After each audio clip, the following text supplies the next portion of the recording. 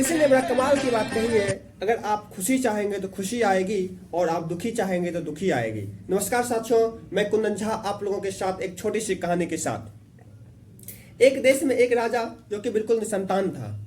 उन्होंने अपने संतान की प्राप्ति के लिए काफ़ी प्रयास किए, लेकिन उन्हें संतान की प्राप्ति नहीं हो रही थी। तो उन्होंने अपने देश के वेद व्यास जी के पास गए। उन्होंने अपने दुखों को उनके सामने रखा और कहा कि महाराज, मुझे संतान की प्राप्ति नहीं हो रही है, तो इसके लिए मुझे क्या करना चाहिए। तो वेद जी ने उन्हें बताया कि अगर आप अपने किसी देश के किसी एक बच्चा का बलिदान देते हैं तो उस कंडीशन में आपको पुत्र की प्राप्ति होगी। तो उन्होंने अपने देश में इस बात को बताने को कहा कि उसे एक बच्चों की आवश्यकता है जिसे बलि चढ़ाना है।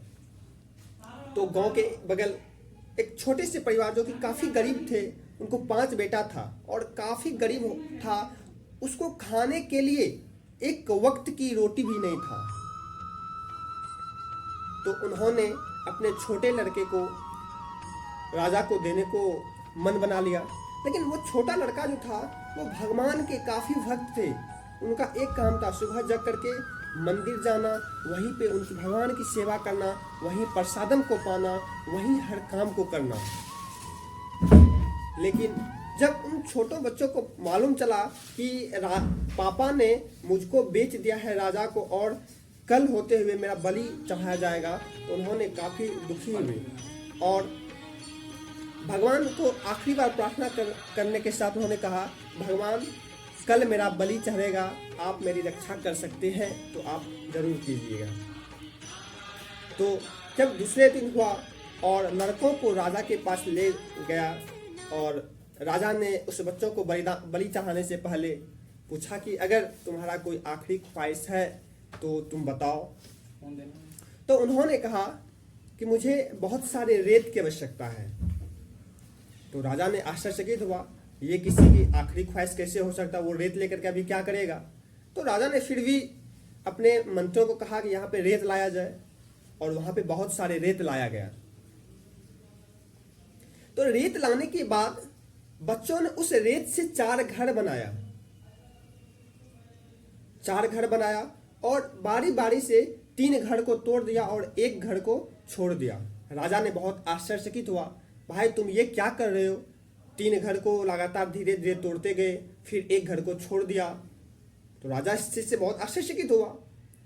तो बच्चों ने बड़ा सुंदर जवाब दिया, राजा साहब ये जो पहला घर है ये हमारे उस पिताजी का है जिसने मुझे जन्म दिया है, लेकिन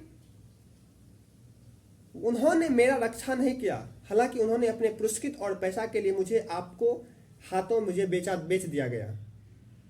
और दूसरा घर जो था वो हमारे उन सखा संबंधियों का है जिनका भी यह कर्तव्य है कि मेरी रक्षा करना, लेकिन उन्होंने भी मेरा रक्षा नहीं किया। और तीसरा घर जो है ये राजा साहब आपका है, आपका भी ये कर्तव्य है कि हमारे देश में हमारे किसी बच्चा, हमारे किसी भी व्यक्ति को कुछ परेशानियां ना हो। आपने अपने स्वार्थ के लिए मुझे बलि पे चढ़ाने के लिए तैयार हो गए हैं, तो आप भी इस कंडीशन में फेल हो गए। और ये चौथा घर जो है ये हमारे उस प्रभु जी का है जिनको मैंने अपने बचपन से प्यार से उनके साथ रहा हूँ, उनके प्रसादम को पाया हूँ। और मुझे यह विश्वास है कि ये चौथा घर जो भगवान जी का है उन्होंने मेरा रक्षा करेंगे।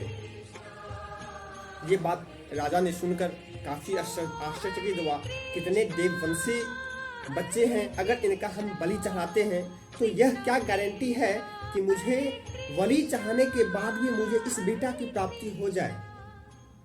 राजा ने तभी एक बहुत सुंदर फैसला लिया। फैसला उनका यह था कि उन्होंने बलि चढ़ाने से इनकार कर दिया। राजा ने कहा कि अब किसी का बलि नहीं चढ़ेगा और मुझे बेटा का भी प्राप्ति हो गया। वहाँ पे जितने मंत्रीगण पूरे देशवासियाँ थे काफ़ी आश्चर्यचकित हो गए कि भाई ये क्या है, बलि भी नहीं चढ़ा और राजा साहब बोल रहे मुझे बेटा की भी प्राप्ति हो गया। तो राजा ने कहा, हाँ मैं बलि नहीं चढ़ाऊंगा और आज से मेरा बेटा यही लड़का हुआ और देश के आगे उत्तराधिकारी जो है यही लड़का बनने वाला है। तो इस कहानी के सुनाने के माध्यम से हम आप लोगों को यह बताना चाह रहे हैं कि इस पृथ्वी लोक पे आपका कोई नहीं है। जहां तक कि आपका जो ये शरीर है वह भी आपका नहीं है। अगर आपका कोई है तो वह ईश्वर नाम है, ईश्वर है आपका। आप हमेशा ईश्वर पे आस्था बनाए रखें। वो हमेशा दुख सुख में हर समय आपको सुखी करना चाहेंगे। हर समय आपको मदद करने के लिए वही एक पर्सन है जो आपके साथ रहेंगे, खड़ा रहेंगे। तो आप हमेशा ईश्वर का नाम ले और हमेशा आस्था बनाकर रखें ईश्वर पे, और हमेशा खुश रहे। आप अगर खुश रहेंगे तो आप हमेशा ही खुश रहेंगे। आपके पास दुखी आने का कोई नाम नहीं रहेगा। खुश रहे, भगवान का नाम ले। हरे कृष्णा।